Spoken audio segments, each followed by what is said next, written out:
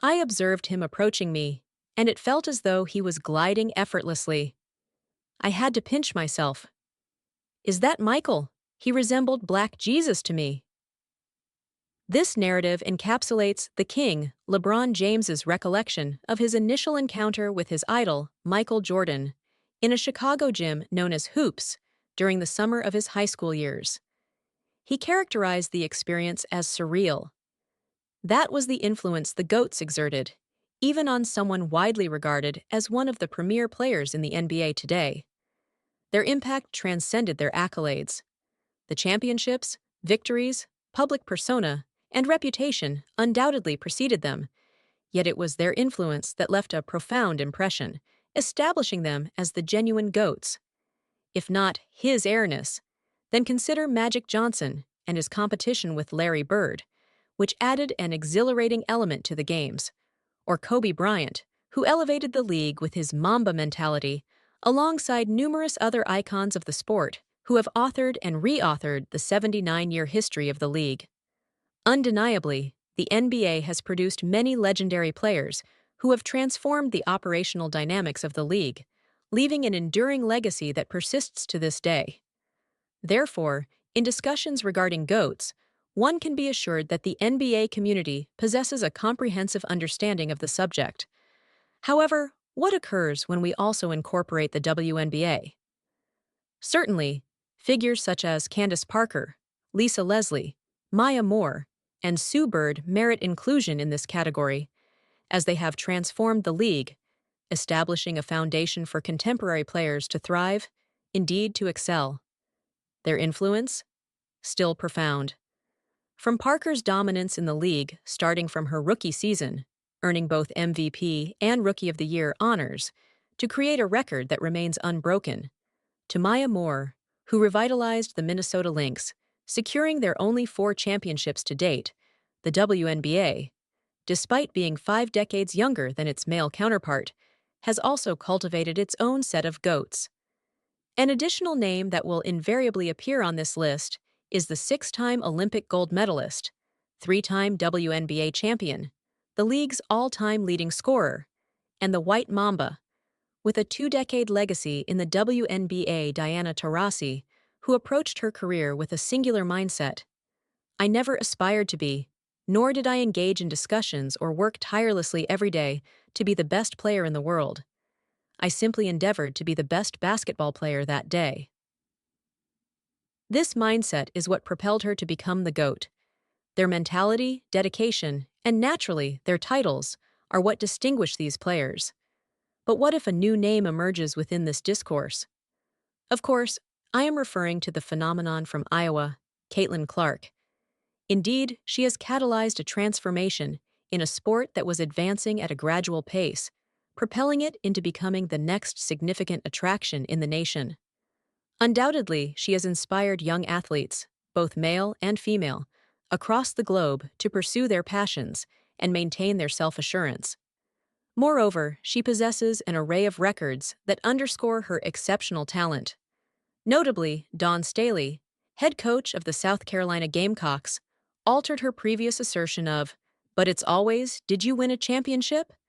even after achieving victory over the esteemed number 22. Staley proclaimed after the 2024 NCAA championship, "Caitlyn Clark, if you're out there, you are one of the GOATs of our game, and we appreciate you." Nevertheless, is it premature to designate her as the GOAT of the WNBA? Additionally, one might ponder, is she already? Rashad has consistently been an advocate for Clark. However, this occasion seems to include a subtle critique directed toward the recently retired Phoenix Mercury icon Taurasi, who, even during her tenure in the WNBA, was frequently regarded as the greatest of all time. Yet, he refrained from naming individuals. This criticism may stem from the fact that the UConn alum was among the few who cautioned Caitlyn about the impending reality check she would encounter upon entering the professional basketball arena as the first overall selection. However, it may also reference other celebrated players who maintained similar perspectives regarding Caitlyn's ascent. Interestingly, he also directed his comments toward the NBA, a league that continues to debate the identity of the true GOAT, Jordan or Braun. From his viewpoint, the Indiana Fever guard appears to be replicating the Caitlyn Clark effect observed during her inaugural season. In this context, McCants subsequently shared his thoughts on the current league Rookie of the Year, selling out tickets for the 2025 exhibition game against Brazil. His commentary included, "Like I said, the face of the NBA. This is the metric, sold out in minutes. Preseason. We witness her being overwhelmed by peers, alumni, random individuals, politicians, and most importantly, women. She never shied away from the challenge. She accepted it and rose above it. GOAT!" He had shared a tweet from NBA Central, which documented the number 22 selling the tickets in less than 40 minutes, priced higher than any NBA game this season at 7.15s. Yet, the inquiry persists. Is this influence sufficient to already label her as the GOAT? Caitlyn Clark is undoubtedly one of the most remarkable athletes to enter women's basketball in recent years. Her historic achievements at Iowa, where she shattered over 46 records and became the NCAA's all-time leading scorer in both men's and women's Division I, coupled with her remarkable rookie season with the Indiana Fever, indicate she is already making history. But to consider her the GOAT?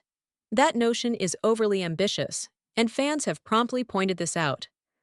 While she has encountered criticism previously, notably due to her perceived rivalry with Angel Reese, it is challenging to assert that Clark has experienced the continuous pressure that Taurasi and others have faced throughout their professional journeys. Navigating external scrutiny is an integral aspect of elite performance. However, it is not the sole factor contributing to one's status as the greatest of all time, GOAT, a sentiment with which Clark concurs. In April 2024, during a press conference with USA Today, she remarked, "I do not wish for my legacy to be defined merely by my win-loss record or point totals. Instead, I aspire for my impact on the game of women's basketball to be my legacy. My hope is that I can inspire both young boys and girls to engage with this sport or pursue their aspirations in life." It is evident that she is not preoccupied with accolades or statistical records.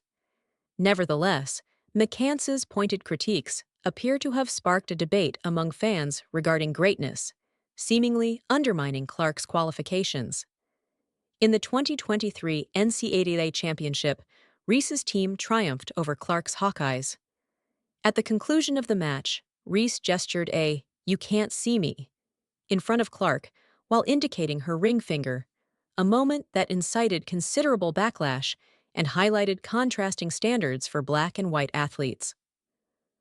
Last year, the Hawkeyes defeated Reese's Tigers during the Elite Eight stage of the women's tournament. The Fever secured 3 victories in 4 encounters against the Sky last season. Both home games against the Fever at the Sky's venue were nearly sold out, with ticket prices beginning at $225 and reaching up to $1,700 for entry to Wintrust Arena on June 23, 2024. The current season is set to commence on May 17th against the Fever in Indianapolis. WNBA star Caitlyn Clark, whose collegiate basketball tenure at Iowa captured national attention, will participate in 2 regular season games this year at CFG Bank Arena in downtown Baltimore. Clark's Indiana Fever will face off against the Washington Mystics on May 28th and September 7th. The Mystics have announced that tickets for these matches will become available for purchase next month. A fan added facetiously that the dialogue regarding Clark's status could be revisited should she secure an MVP this year. If she wins an MVP this year, then we'll talk LOL. Notably, the number 22 point guard nearly achieved this accolade last year, becoming the first rookie since Candace Parker to be named among the top 5 contenders for the award. This achievement certainly underscores her capabilities, as she led the league with an average of 8 assists, shattered records, and propelled Indiana to the postseason for the first time since 2019. Nonetheless, ultimately, she did not receive the award. Others, however, expressed their discontent more bluntly. "According to your reasoning, she has not achieved anything. Are we merely to commend her for existing? Ouch, indeed. McCants has refuted allegations of conferring the title of GOAT upon numerous NBA superstars for failing to meet his criteria of what constitutes a true GOAT. Nevertheless, when discussing the second-year rookie of the WNBA, he was quick to offer her support. Consequently, one might inquire what specific standards he employs to bestow the title upon one player while denying it to another.